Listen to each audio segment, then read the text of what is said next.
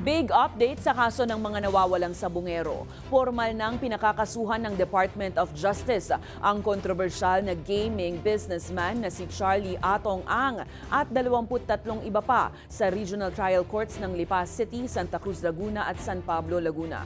Sa pahayag ng DOJ ngayong December 9, inanunsyo na nakitaan ng panel ng mga prosecutor ng prima facie evidence o sapat na ebidensya ang consolidated cases ng missing sabungeros para kasuhan si Ang at iba pa ng 10 counts ng kidnapping with homicide. Iba pa rito ang 16 na counts ng kidnapping with serious illegal detention para kay Atong Ang at mga kasamahan.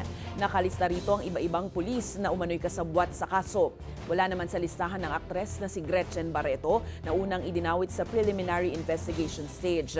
Matatandaang nagbukas ang investigasyon ng DOJ prosecutors matapos lumutang ang whistleblower na si Judy Patidongan na siyang nagturo kay Ang na umano'y nag-utos na patayin umano ang mga biktima at ilibing sa Taal Lake. Mula 2021 hanggang 2022, tinatayang 30 sabungero ang naiulat na bigla na lang naglaho na ayon sa investigasyon ay posibleng dahil sa onsehan at game fixing ng mga laro.